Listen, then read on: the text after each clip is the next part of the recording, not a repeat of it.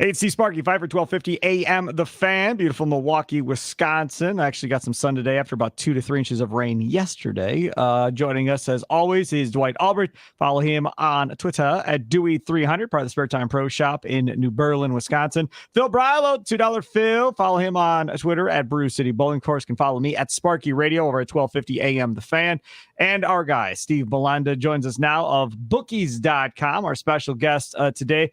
We have talked about gambling. We've talked about Fox Sports Bet and Fox Bet, I should say, and the future of that and where that is headed. And because the three of us aren't gambling experts by any stretch of the imagination, we figured we probably should get somebody on that actually knows what the hell he's talking about. So we brought Steve on. And Steve happens to be a Wisconsin guy like all of us, and we didn't even know it. So, Steve, before we get into Fox Bet and all this other stuff, how does one go about getting into this line of work of gambling and writing for websites and all of that stuff? Because I'm sure there are a lot of guys and girls that are listening. It's like, I know who's going to win these bowling tournaments more than he does. I could write for this website. So how does one get involved with this? Yeah, and if you read my first couple articles, then you may be right. Maybe you are better than me at handicapping. But for me, it started with when I was in college at UW-Madison. I had an internship with rotowire.com, sure, which I'm representing here, yep. The fantasy sports website.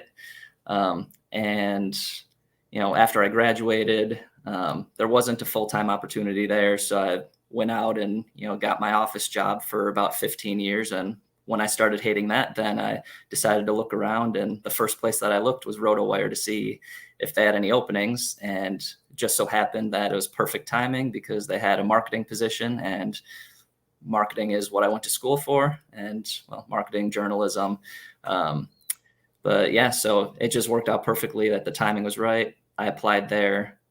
So RotoWire hired me.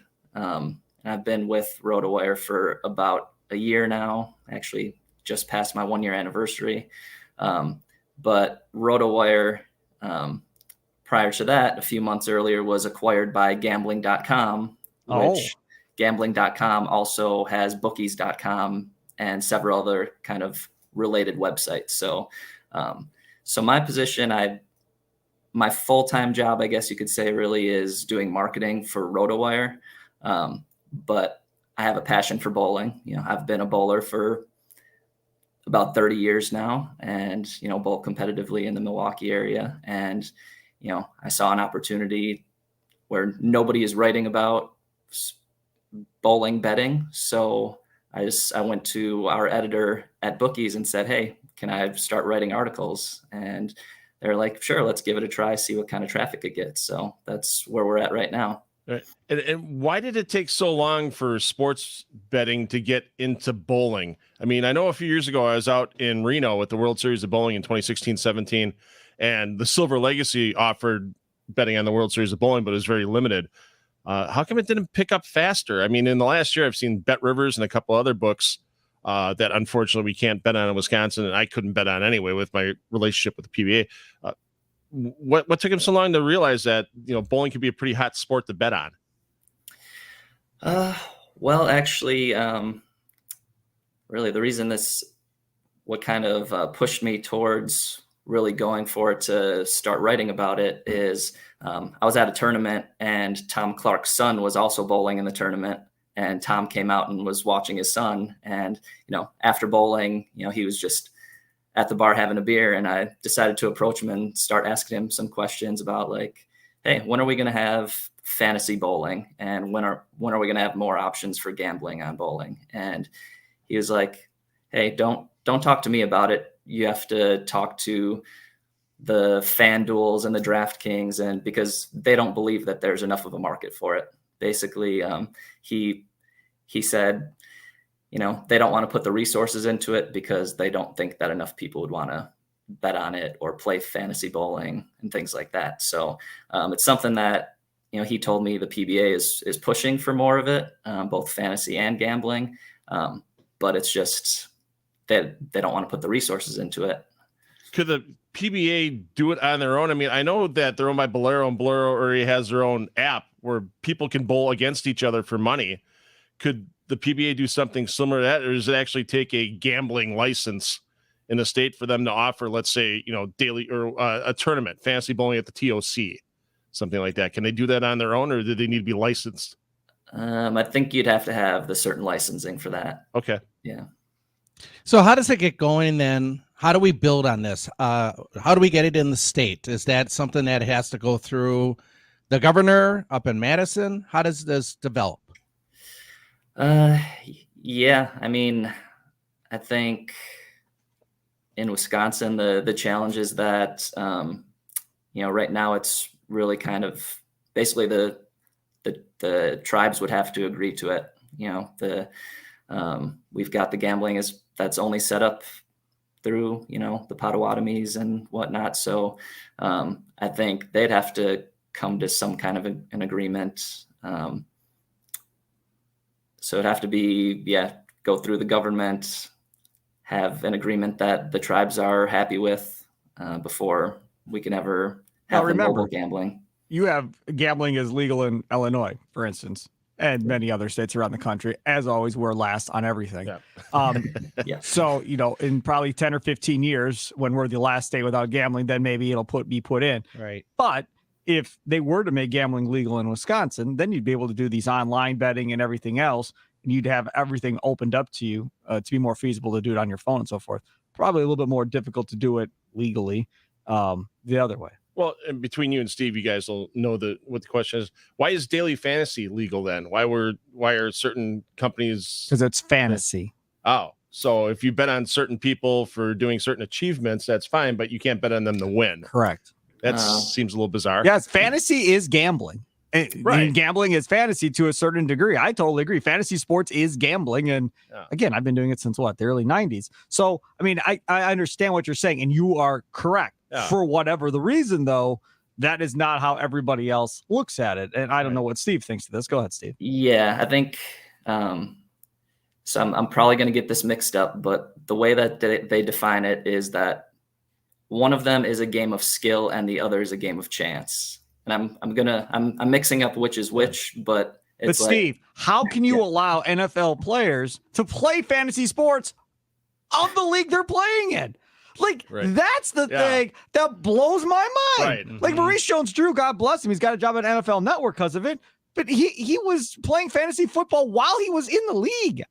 This is crazy. Almost like a Pete Rose thing. Yeah. So if you're a tight end in the NFL or whatever the case may be, or God forbid you're a quarterback, or a defensive back or something like that. I mean, think about it.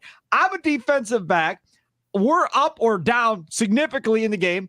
It's the fourth quarter. Outcome doesn't matter. But if this dude beats me, I'm in my fantasy game. Whoops, I fell. And they score. I mean, come on. Go ahead, Steve. Sorry.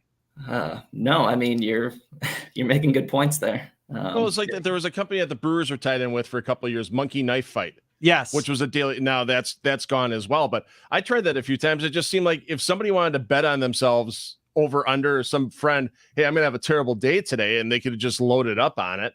It's just funny because it's a team aspect, it's considered gambling, but if it's an individual aspect, it's considered fantasy sports. Correct. And it's just bizarre. But the other part about this is, and when they decided to, a lot of these states started going legalize gambling and so forth, and promoting it and having advertisers in the parks and in the stadiums and so forth. Look, you go down to the United Center, they have a sports book in their stadium. You can go year round and go gamble in their stadium. Wrigley is going to have a sports book down in Chicago. And I would imagine at some point at American Family Field or Fifer Forum, if they ever legalize gambling in Wisconsin, they also will have their sports books. At which point, Potawatomi and Ho-Chunk and Oneida, they may take a hit on all of this. But look at Potawatomi. They took out their Northern Lights Theater to put a gigantic sports book in, which is going to be opening here sometime soon. Plus, they put a brand new Rock and Brews bar in. The guy, Gene Simmons from Kiss, I guess, is one of the guys of it. But, I mean, so they did all of this. The key here is, in my mind, Steve, is can you get on the sports books here at Potawatomi? Right. Can you get the PBA on that sports book? Can you get the PBA on the Oneida sports book up in Green Bay? Now, again, I don't know if that's Tom Clark going to Potawatomi and Oneida and asking to be put up on there, and then who has to make the odds for it, because, again, these are tribal casinos. So I'm not even sure who exactly is making the lines. In Vegas, you got a handful of dudes that are making the lines for everybody because nobody owns just one casino. Everybody owns like 6 casinos out there. Right. So you got a handful of dudes making the lines out there. How does it work for you guys over at bookies.com? Are you essentially the one making the lines and setting everything? No. So at least as far as the bowling lines that I've been going with, I've been using the Rivers Casino ones because that's the only place that I'm aware of where they have mobile gambling where you can bet on bowling. So yeah, you do have to cross the border if you want to bet on it. But yeah, as far as I know, Bet Rivers is the only one that's got bowling lines. And actually, when I was talking to Tom Clark, he mentioned that for when Fox Bet was offering doing their thing, when they were doing their thing, he had to give them the lines. He was making the lines. So yeah, I don't know if he actually. You can't be doing that, man. You can't have the commissioner making lines for the sport. Could you imagine if somebody found out Roger Goodell was making the lines for the games on Sundays? Holy crap! Well, hang on. Okay, I don't want to get myself in trouble. I don't know if he actually made the lines, but he did pass the lines over. Maybe there was an expert handicapper that's actually setting the lines, and then he would pass them over. I mean, it wouldn't surprise me if Tom was passing like data over, like, especially with like lane talk, like what guys are averaging and how many strikes they're getting, Phil, strikes on strikes. He can't be making the lines as the commissioner on the sport. He can be making sure the information. Hell yes! You can't be. No. Oh no! I love Tom. Tom's my guy. You can't be doing that, man. That's a problem. Right. You cannot be doing that. Okay.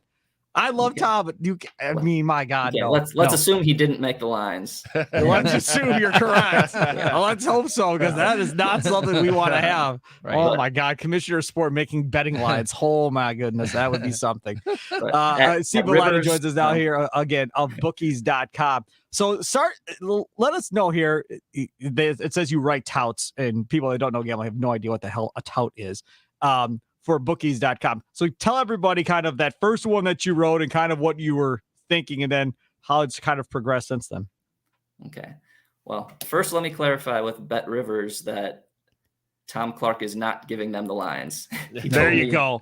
He did tell me specifically that he was like, I don't know who makes the lines for them, but it seems like they do a pretty good job there. So somebody over at Rivers is making the lines there. We're gonna have to find that person and get them on next. All right, Steve, go ahead. Okay, but yeah. So the first article that I wrote was for the PBA Tour Finals, and yeah, basically to kind of come up with my picks and predictions. I took a look at looked at what the lane conditions were that they were bowling on. It was going to be the Wayne Webb and Earl Anthony patterns.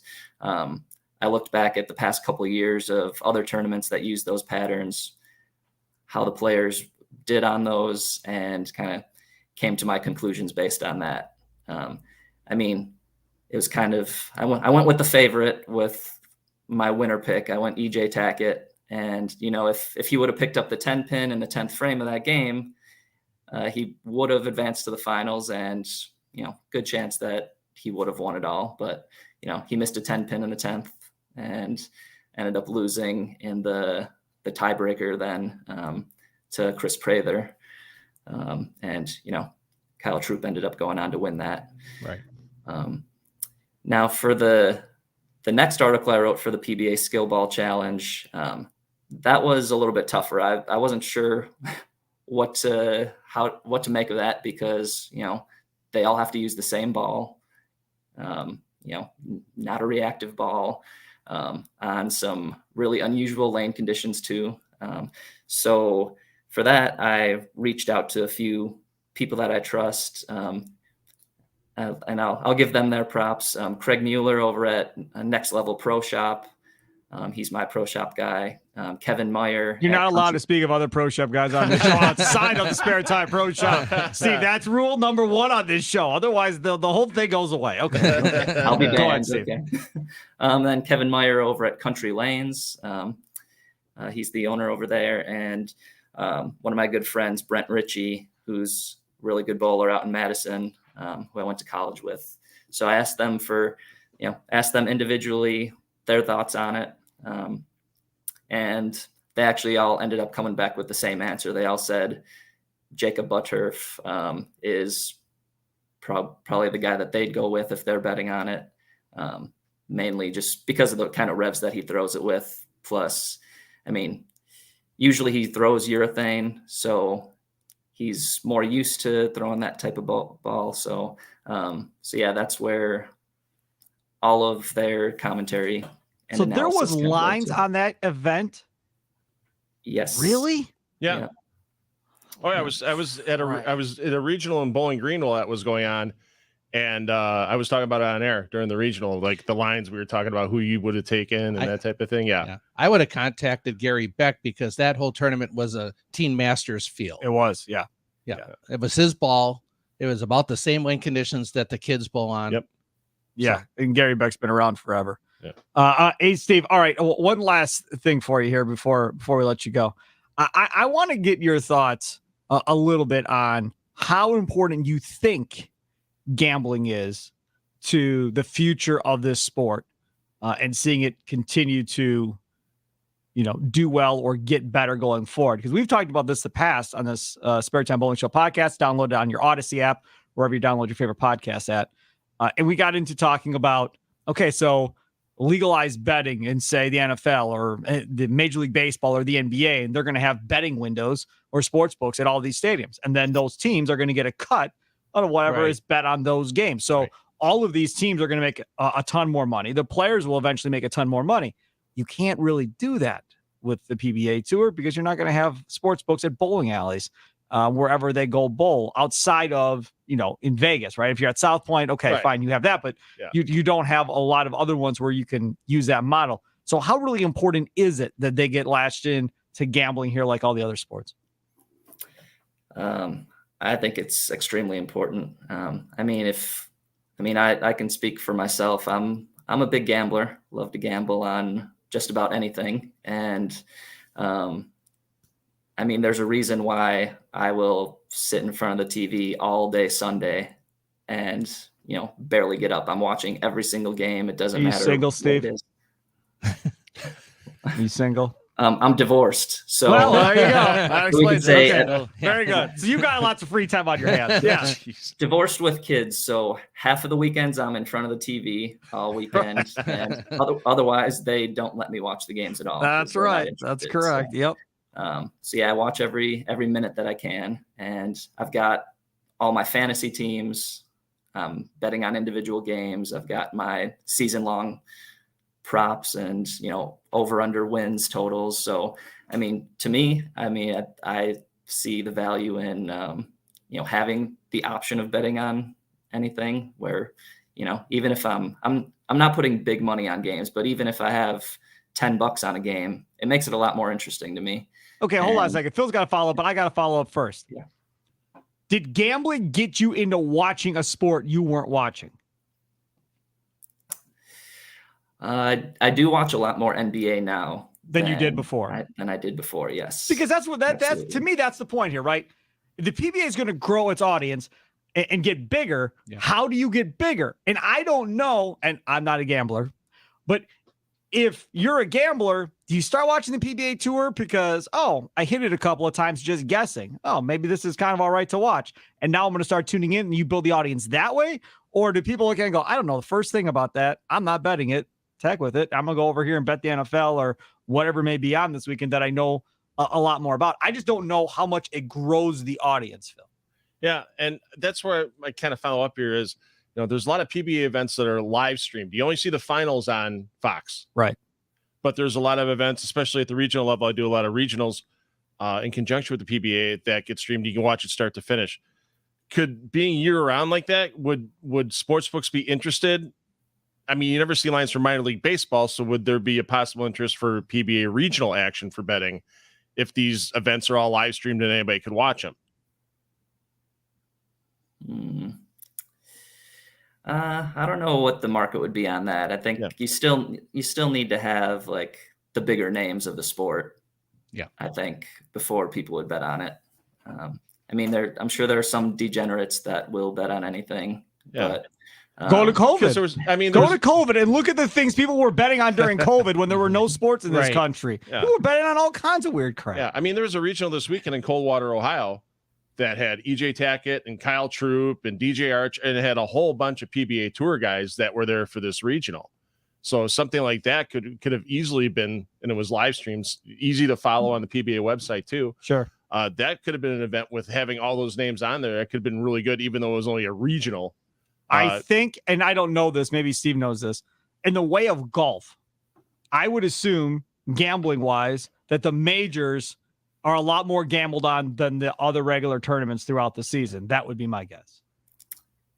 I would make the same assumption, yeah, because I know I'm a very casual golf fan myself, and I'll sit down and I'll watch a major on Sunday. I'll watch that last round on Sunday, but other than that, I'm not watching golf. Right. But you'll put some money down on the U.S. Open or the Masters or whatever the case may be. And I think that might be how you get the PBA started, is kind of focusing on those majors, and hopefully, cross your fingers, you actually get some star power there on a Sunday. The one thing you don't want is you don't want Belmonte not being on TV, right? You have to be able to have star power or Troop or these guys that people see on Sports Center and know who they are. And that's the other aspect of it is getting on, and making popular. And I'm not on TikTok, but getting on TikTok and being active in social media on TikTok, on Instagram, on Twitter, and that type of stuff. Facebook, I'm not as worried about. That tends to be for older people, it seems like nowadays. But the other ones, to get out there in front of the 20-something-year-olds, the kids that are on college campuses and have their bookie friend that's taking bets for them or whatever the case. If you see Steve smiling, he knows what I'm talking about. That's the type of thing that you have to grow it. The other aspect is getting in front of these younger guys that are actually in league, and that's the other aspect that has to continue to grow, is getting the college age kids into league play going forward. So you went to UW, you said, Steve. So how many of those guys that you went to school with are now in a league? Yeah, not many, huh? Well, I mean, for me, I was on the UW bowling team, so a lot of my friends. You weren't gambling though on that UW bowling team, were you? No, okay, no. Just checking. Steve, thanks so much for coming out, man. I really appreciate it, and I'm sure we'll catch up again throughout the season as we get closer to some of these tournaments and getting back into the season. PBA League coming up. I'm assuming you'll be writing stuff up for PBA League. Yeah, I think I'll have to wait and see what's out there to gamble on, because I think I'll be going along with whatever's out there to bet on at Bet Rivers. But yeah, hopefully they'll have something out there. And we should start our own damn line. The Spare Time Bowling Show lines. We'll post them. We're not going to take any bets. We'll post some fake lines for everybody. Steve, thanks so much for coming on, man. Appreciate it. Can I do a quick plug? Sure, go ahead. Just want to give a chance for any of your listeners that are in their fantasy football leagues, getting ready for the draft season. At RotoWire, you can go to rotowire.com/try and just sign up there. It's a free 2-day trial. Get access to everything behind the paywall. We don't even ask for a credit card up front, so it's not one of those things where after 2 days we'll charge your card. Just ask for a name and email address and go ahead, check out everything that's there, and hopefully you'll like what you see and actually subscribe to the site. It's a beautiful thing. RotoWire has been around 100 years. It feels like a long, long time. They're one of the pioneers, I think, for fantasy sports, and they do a great job over there at RotoWire for sure. Steve, thanks so much for coming on, man. Really appreciate it. Okay. Yep. Thanks for having me. Thanks, Steve. You betcha. Take care. There he is, Steve Bulanda, joining us, and always fun to have him on the show. Okay, so let's talk a little bit about this thing that came out yesterday from the USBC.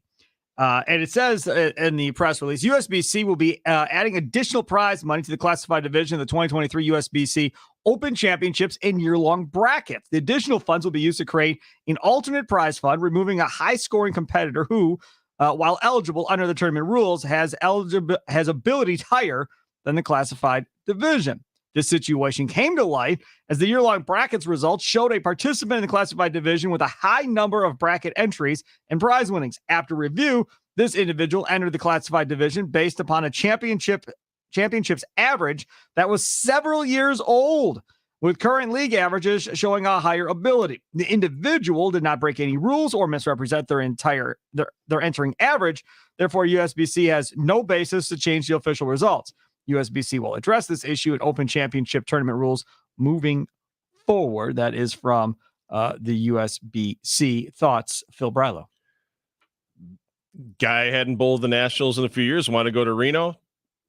They said he had a 149 entering average. They tried to change it. USBC said the people on site, not the actual, the whole organization, but the people working the tournament on site said you have a 149 average from your previous USBC National Championships experience, and that's your average. You're in the classified division. I don't fault the guy one bit. And apparently he got significantly better. I think he took out a second and third mortgage on his house. And yeah, I've seen the story. A lot of hearsay on Facebook and social media and that type of thing, but he made a lot of money. He made a lot of money, but he also got better in the years since last time he bowled the USBC National Championships. But that's like that for any event that is handicapped. There's either people that are new to the sport that are getting better in a rapid phase, and all of a sudden, next thing you know, they go from 170 to 220. And if these tournaments don't have a rule about re-rating them, they're only using last year's average because they don't want to go chasing around averages for that season. It's something that happens in the sport of bowling. It happens all over the place. There was another tournament this last weekend out in Utah or Idaho. Same thing, where bowlers entered that had lower averages the year before, got better quickly, and next thing you know, they're in a division they're not supposed to be, and they win money. I've seen it in tournaments around Milwaukee. I've seen it in tournaments around Wisconsin. It's just part of the thing that if somebody has average divisions or handicap, it's going to happen. Right. Regardless. There's no way to get around it then. There's no way to get around it other than changing the rules. And I saw Jeff Rickles make a comment yesterday, a friend from 11thframe.com, and he just basically said they either need to make it where you have to have averages in the last 2 years at national, part of your nationals average has to be from the last 2 years, or you're coming in at the high, you're coming in the regular division. Yeah, open division. So yeah. So they won't take league averages. Not if you don't have enough games in at nationals, they take your league average and then they rate it to a sport condition average.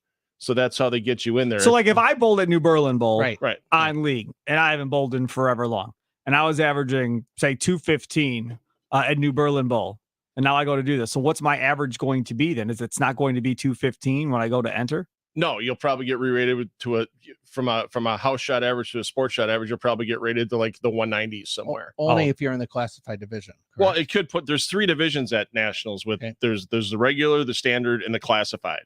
So that could probably get him down in the standard division. When I bowled nationals, I bowled 25 straight years. It was only the open division or the regular division.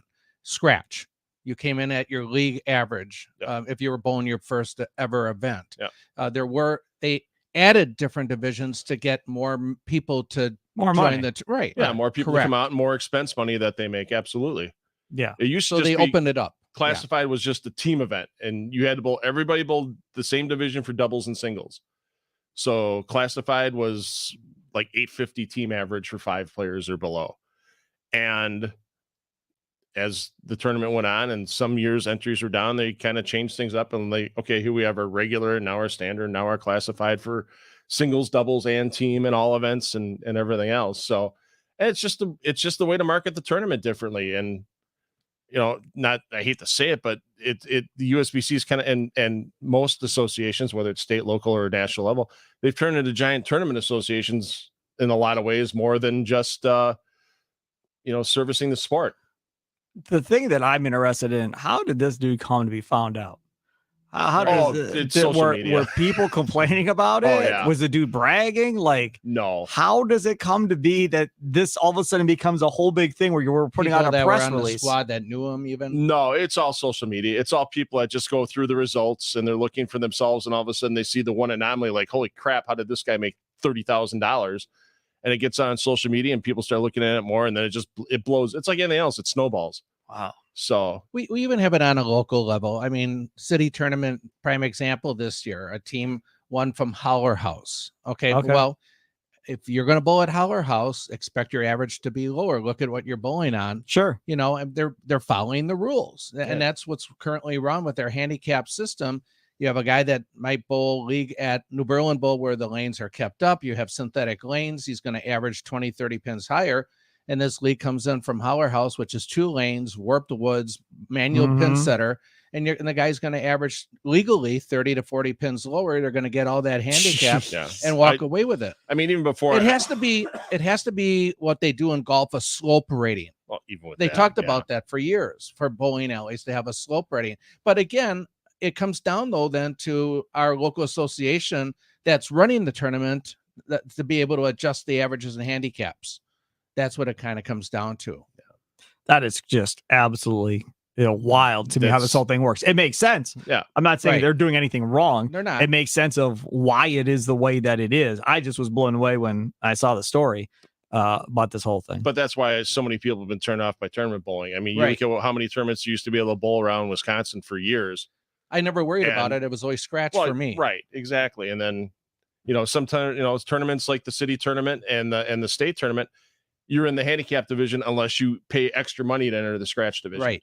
Now it's optional. Where it should be the other way around. Everybody you should be bowling pay scratch. more money if you're good. Optional. Yeah. Right.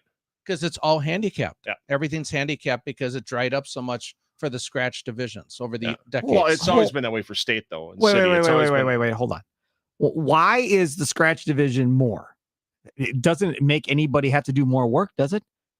Because there's no handicap involved. So there, and everything is done by computers. So again, why am I paying more? Because I'm good. Right. If anything, the scratch division should be less and the handicap division should be good. You want to pay less? Then get into the scratch division and get better as a bowler and you'll pay significantly less. Right. And if you're not as good, then you're going to pay more because you're in the handicap division.